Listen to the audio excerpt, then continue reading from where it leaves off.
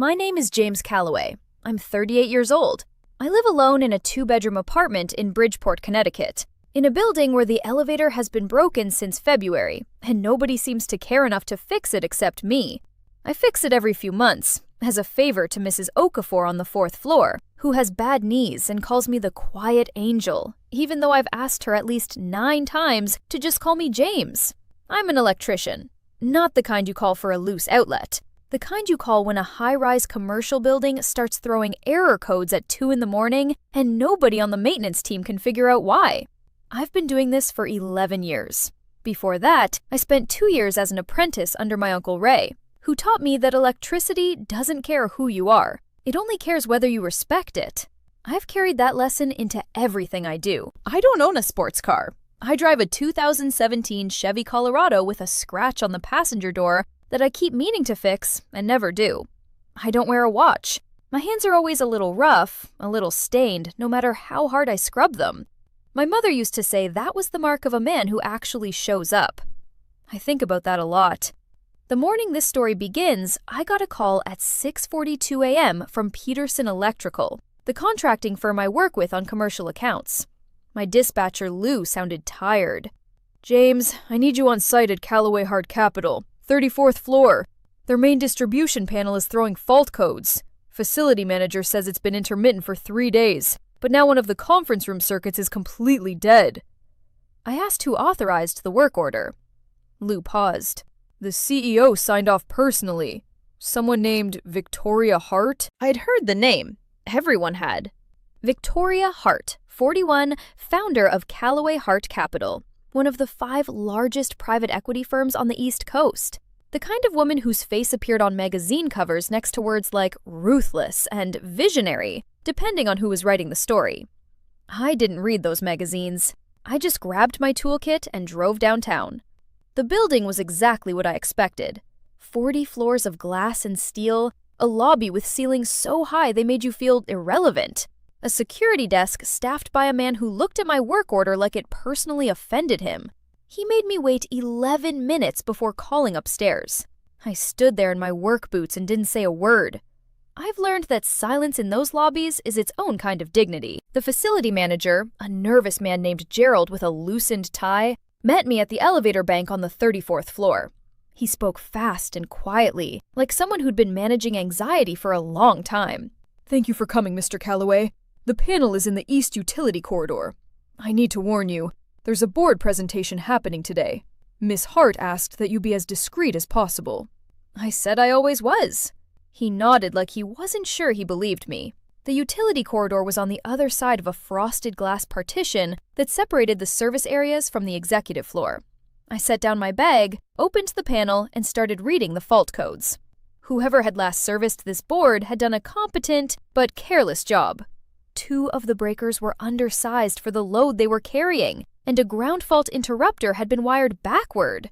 Not dangerous yet, but the kind of mistake that becomes dangerous on a cold Tuesday in December when nobody's watching. I had been working for about 40 minutes when the frosted glass door opened. I didn't look up right away. I heard heels on the tile, the kind of sound that expects a room to respond to it. Then a voice, clear and precise, the kind of voice that had clearly given a lot of instructions and not taken many. "Gerald, why is there a technician in the executive corridor?" I stood up then. Not because she startled me, because it was the polite thing to do. She was taller than I expected, dark hair pulled back sharply, a charcoal blazer over a white shirt, the kind of posture that made everything else in the room look slightly unsteady by comparison. She looked at me the way some people look at furniture they didn't order. Curious, inconvenienced, ready to send it back. Gerald cleared his throat. "Ms. Hart, this is James Calloway from Peterson Electrical. He's here about the panel fault we reported on Monday." "I know what he's here for, Gerald." Her eyes moved to my tool bag on the floor, then to my hands, then back to my face. "I asked for discreet. There's a board meeting starting in 12 minutes. "I can step out," I said. "I'll need to come back to finish." She looked at me like that answer was almost acceptable. Almost. "How long will this take?" 3 hours to do it right. 40 minutes to do it in a way that will need redoing in 6 months. Something shifted in her expression. Not warmth, More like recalculation. Fine, 3 hours, but you stay in this corridor. My board does not need to see. She paused, her eyes dropping briefly to my work boots, to the faint grease mark on my forearm. This. I should have let it go. I've let things like that go hundreds of times. But something about the pause made me ask quietly, "What exactly is it they shouldn't see, Miss Harte?" She looked at me for a long moment. "Someone doing manual labor in an executive space." I nodded once. "Understood." She turned and walked back through the glass door. Gerald gave me an apologetic look. I went back to the panel. I finished in 2 hours and 45 minutes. I documented every fault, every correction, every component replaced, and left a 2-page written summary for Gerald with recommendations for a full load audit in the next quarter. I do that for every job. Not because anyone asks, because the next person who opens that panel deserves to know what they're looking at. I was packing my bag when the glass door opened again. This time there were more voices. The board meeting had ended early apparently, because 8 people in expensive suits were moving through the corridor toward the elevator bank. And Victoria Harte was walking at the front of the group, speaking to a heavy-set man in a navy jacket I would later learn was named Clifford Wren.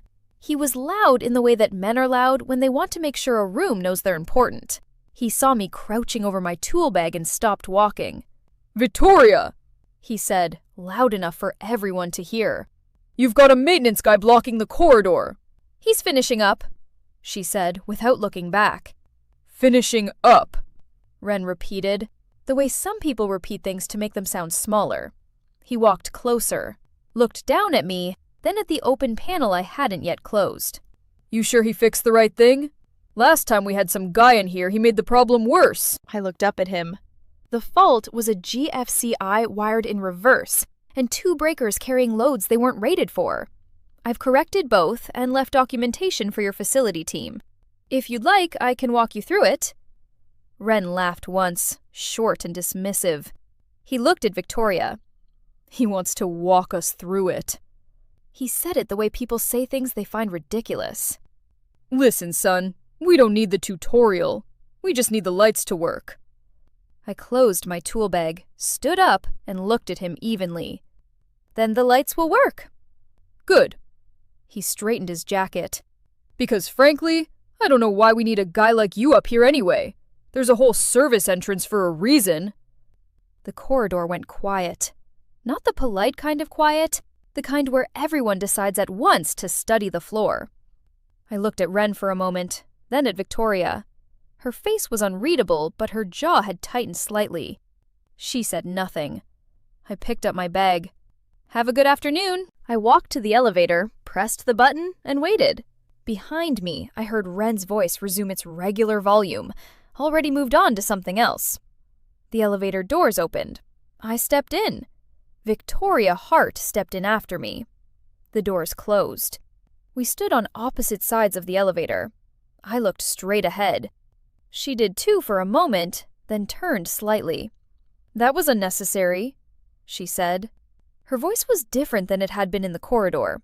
Not softer exactly, more honest. "Which part?"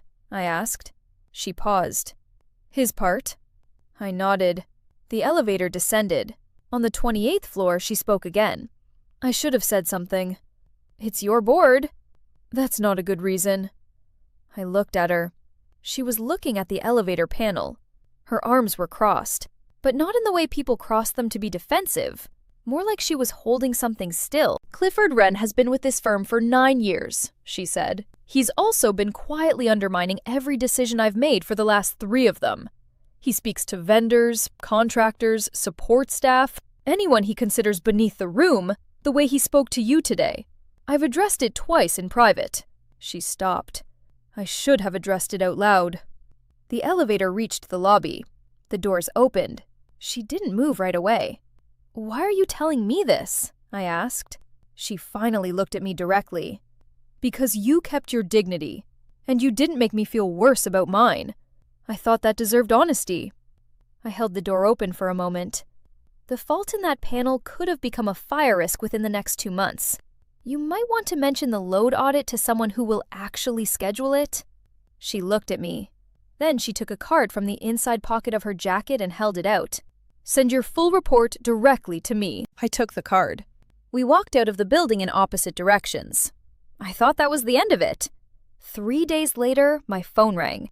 It was an assistant calling from Calloway-Harte Capital, asking if I would be available to consult on a full electrical systems review for a building they were acquiring. Not a repair call, a consulting engagement.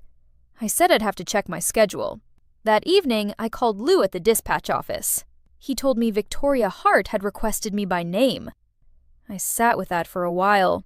I showed up the following Monday. The acquisition property was a 7-story mixed-use building in the South End that had been sitting half-finished for 2 years. The kind of building that looks like someone had a vision and then ran out of either money or nerve. I walked through it alone for 4 hours, making notes, taking photos, testing every panel and junction box I could find. Victoria was there for the last hour. She walked with me without speaking for most of it, which surprised me. I had expected questions or directives.